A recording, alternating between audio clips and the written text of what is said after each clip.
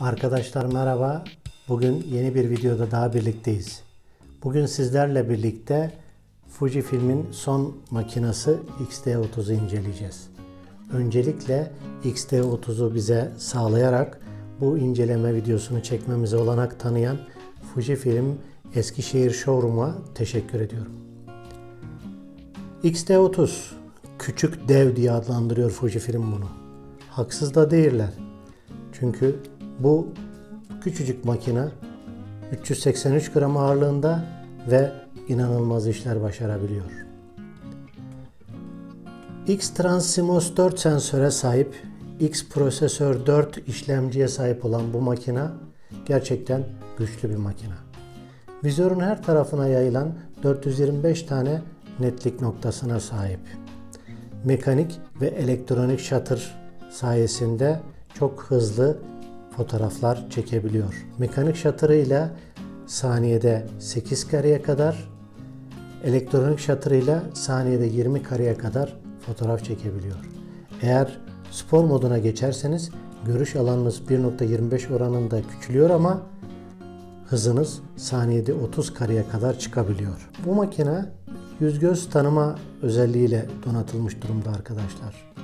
Bu makinenin geldiği tarihlerde Fujifilm X-T3'ün yüz göz tanıma özelliği henüz bu kadar gelişkin değildi. Sonradan firmware ile birlikte aynı seviyeye getirdiler. Üstelik de kalabalık bir ortamda birden fazla yüz bulduğunda hangisini takip edeceğini seçebiliyorsunuz. Bu da bence önemli bir özellik. Film benzeşim modları biliyorsunuz Fujifilm X sistem makineler için en önemli özelliklerden bir tanesi. X-T30'da da film benzeşim modları geliyor ve üstelik de sinema çekim modlarını andıran Eterna moduyla birlikte geliyor. Makinede Auto Mod diye bir mod var. Bu moda geçtiğiniz zaman bütün ayarları kendi üzerine devralıyor ve 58 farklı senaryonun içerisinde o anki pozisyonunuza uygun olabilecek moda geçerek size gerekli ayarları yapıyor. Bu küçük dev fotoğraf kanadında abileri ve kendisinden önceki makineler gibi çok büyük işler başarıyor ama asıl büyük atılımı video kanadında yapmış durumda. Biliyorsunuz X-T3 de video alanında önemli bir gelişmeyle karşımıza çıkmıştı. X-T30 aynı gelişmeyi video alanında sürdürüyor. Video tarafında yüz göz tanıma fonksiyonu ve film simülasyon modları geçerliyken 4K 30p video çekebiliyor. Diğer taraftan ağır çekim modlarını sağlayabilecek bir şekilde Full HD'de 120p video çekebiliyor ki gerçekten çok keyifli ağır çekim videoları karşımıza çıkıyor.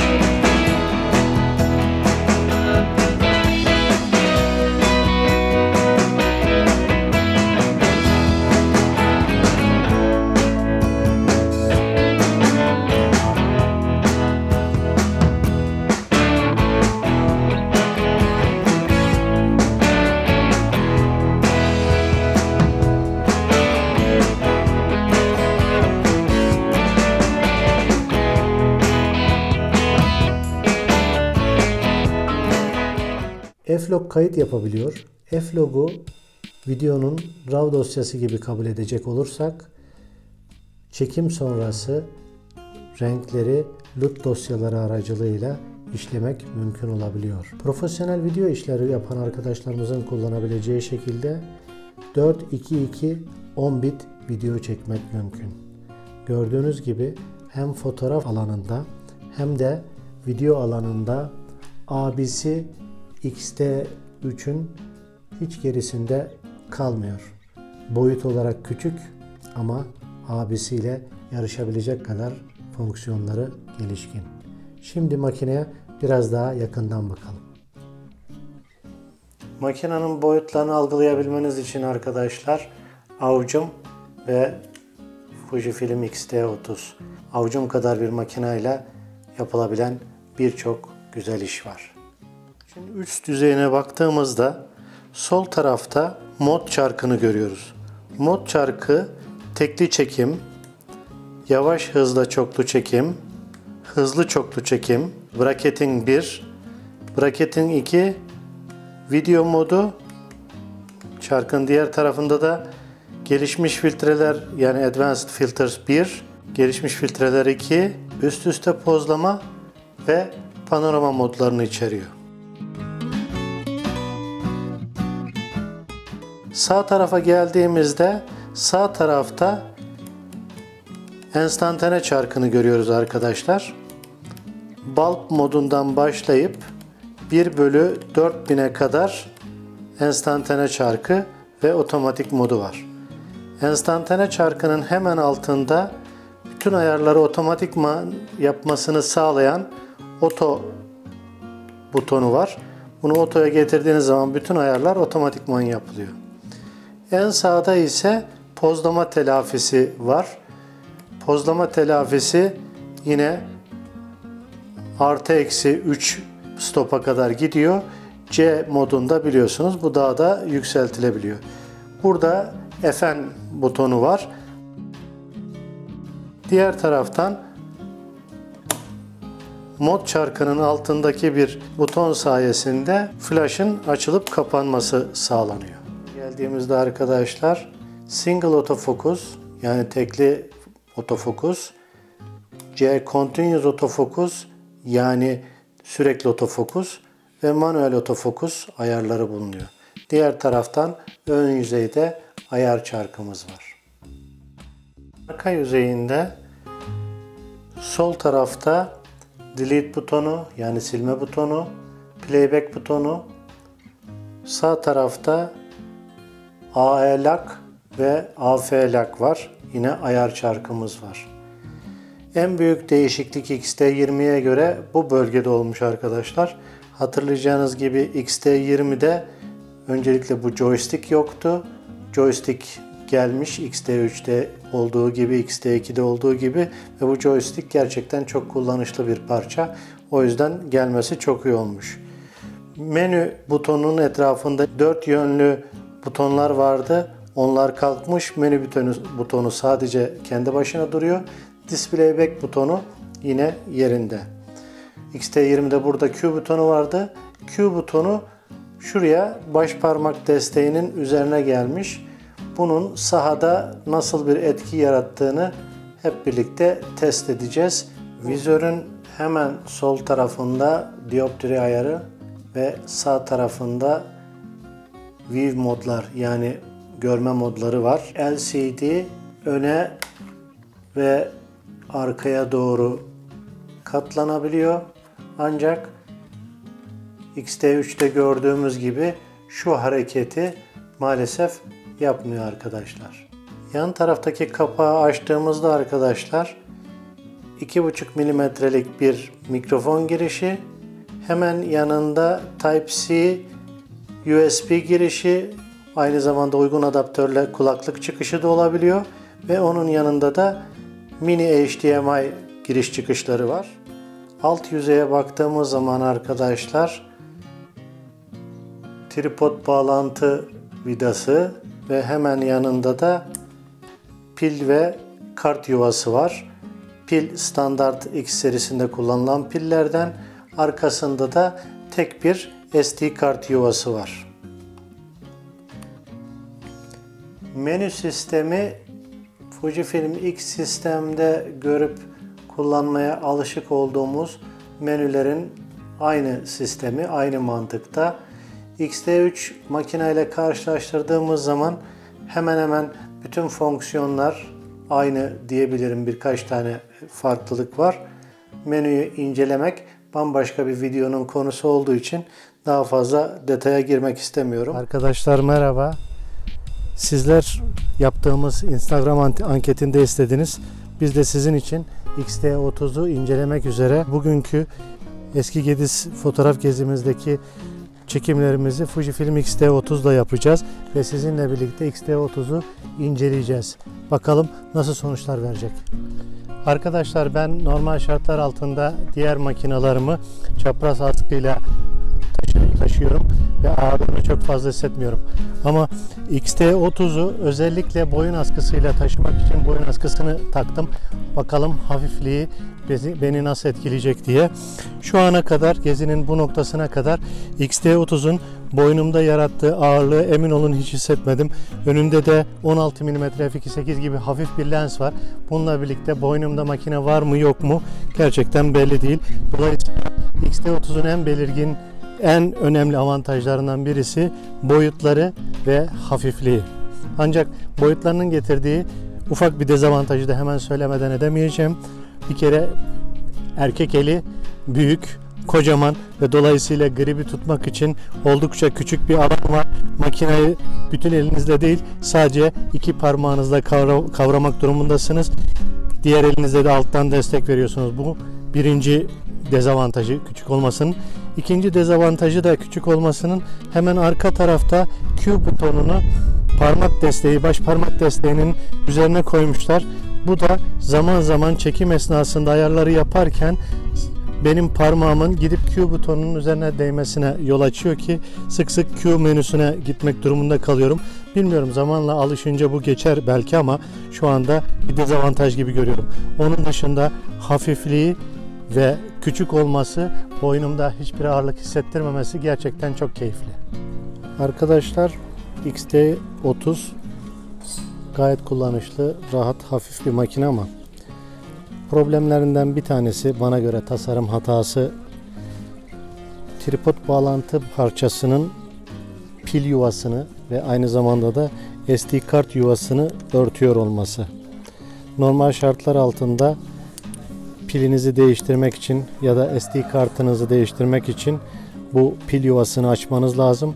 Ama eğer tripodda kullanıyorsanız tripod bağlantı parçası maalesef sizi engelliyor.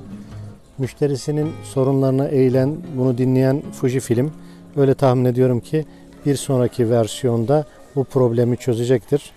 Mevcut X-T30 için bu problemi çözmek üzere bir tane L braket yapılmış. Şu anda benim elimde yok ama ben internetten görmüştüm. O L braket sayesinde pil yuvası kurtarılıyor. Yani daha doğrusu tripod bağlantı parçası öbür tarafa doğru kaydırılıyor. Dışarıda yağmur başladı arkadaşlar. 16 f2.8 VR. Dolayısıyla yağmurdan o anlamda korkumuz yok. Ama X-T30 maalesef VR değil. Dolayısıyla X-T30'umuzu yağmurda korumak durumundayız.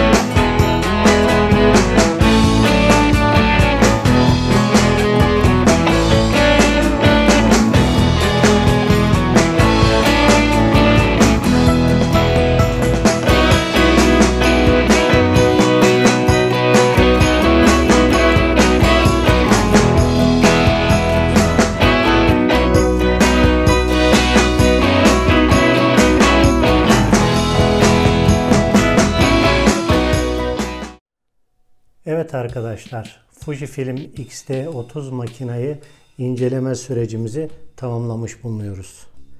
Makinayı öncelikle elimize aldık, inceledik, menülerine baktık, iç çekimler yaptık, bütün özelliklerini araştırdık.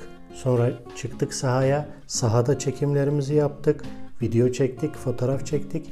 Tekrar geri döndük, bilgisayar başında çektiğimiz videoyu ve çektiğimiz fotoğrafları inceledik ve sonuç olarak gönül rahatlığıyla diyebiliyoruz ki X-T30, X-T3 makinenin fotoğraf kalitesi ve video kalitesi açısından asla gerisinde kalmaz.